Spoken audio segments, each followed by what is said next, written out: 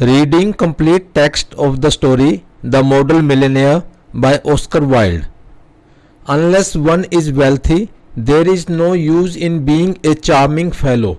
Romance is the privilege of the rich, not the profession of the unemployed. The poor should be practical and prosaic. It's better to have a permanent income than to be fascinating.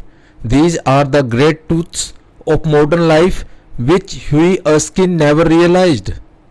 He was wonderfully good looking, with his crisp brown hair, his clear cut profile, and his grey eyes. He was as popular with men as he was with women, and he had every accomplishment except that of making money. His father bequeathed him his cavalry sword and a history of the Peninsular War in 15 volumes. He lived on 200 a year that an old aunt allowed him. He had tried everything. He had gone to the stock exchange for 6 months. He had been a tea merchant for a little longer. Then he had tried selling dry sherry. Ultimately he became nothing. A delightful, ineffectual young man with a perfect profile and no profession. To make matters worse, he was in love. The girl he loved was Laura Merton, the daughter of a retired colonel. The two of them could easily make the handsomest couple in London.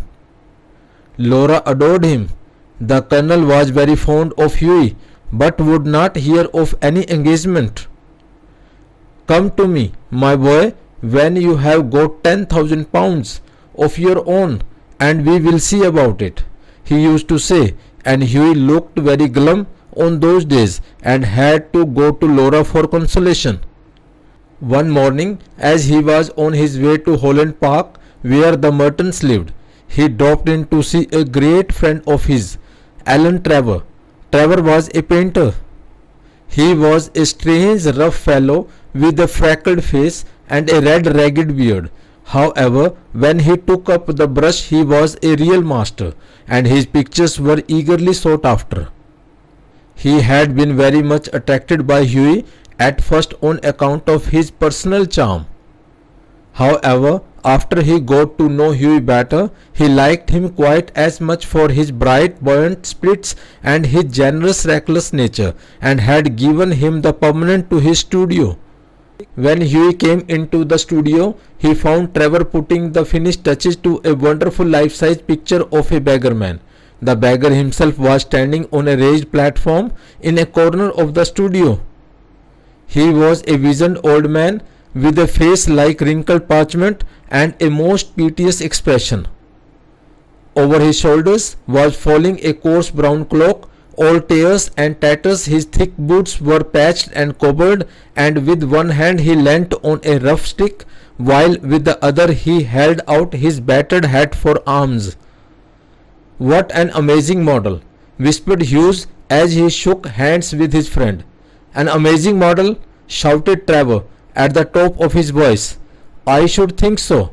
Such beggars as he are not to be with every day." "Poor old chap," said Huey. "How miserable he looks." "Certainly," replied Trevor. "You don't want a beggar to look happy, do you?" "How much does a model get for sitting?" asked Huey. "A shilling an hour." "And how much do you get for your picture, Alan?" "Oh, for this I get £2,000.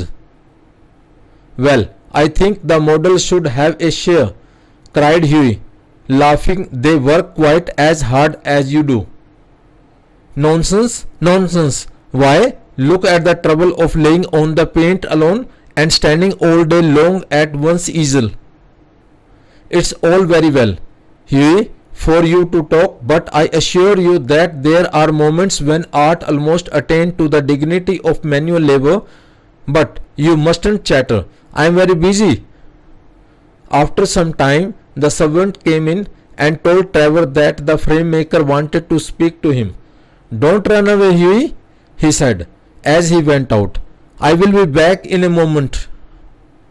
The old beggarman took advantage of Trevor's absence to rest for a moment on a wooden bench that was behind him.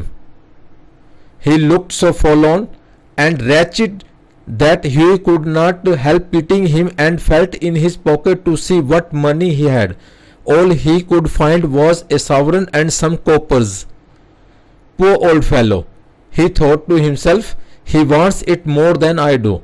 And he walked across the studio and slipped the sovereign into the beggar's hand. The old man started, and a faint smile flitted across his withered lips. "Thank you, sir," he said. "Thank you." Then Trevor arrived, and Huey took his leave, blushing a little at what he had done. He spent the day with Laura, got a charming scolding for his extravagance, and had to walk home. That night he strolled into the Palette Club about 11 o'clock and found Trevor sitting by himself. "Well, Alan, did you get the picture finished all right?" he said. "Finished and framed, my boy," answered Trevor. "And by the way, you have made a conquest. The old model you saw is quite devoted to you." I had to tell him all about you, who you are, where you live, what your income is, what prospects you have. "My dear Alan," cried Huey, "I shall probably find him waiting for me when I go home. But of course you are only joking." "Poor old wretch, I wish I could do something for him. I think it's dreadful that anyone should be so miserable. I have got heaps of old clothes at home. Do you think he would care for any of them? Why, his rags were falling to bits." "But he looks splendid in them," said Trevor. "I won't paint him in a frock coat for anything. However, I'll tell him of your offer. And now tell me how Laura is." The old model was quite interested in her. "You don't mean to say you talked to him about her?" said Huey. "Certainly I did. He knows all about the relentless Colonel, the lovely Laura, and the 10,000 pounds. You told that old beggar all my private affairs?" cried Huey, looking very red and angry. "My dear boy," said Trevor, smiling, "that old beggar, as you call him, is one of the richest men in Europe. He could buy all London tomorrow without overdrawing his account." "What on earth do you mean?" exclaimed Huey. "What I say," said Trevor. "The old man you saw today in the studio was Baron Hausberg. He is a great friend of mine, buys all my pictures, and gave me a commission a month ago to paint him as a beggar. And I must say he made a magnificent figure in his rags, or perhaps I should say in my rags. They are an old suit I got in Spain." "Baron Hausberg?" cried Huey. "Good heavens! I gave him a sovereign and he sank into an armchair, the picture of dismay." "Gave him a sovereign?" shouted Trevor, and he burst into a roar of laughter. "My dear boy, you will never see it again." "I think you might have told me, Alan," said Huey sulkily, "and not have let me make such a fool of myself." "Well, to begin with, Huey," said, "it never entered my mind that you went about distributing arms in that reckless way.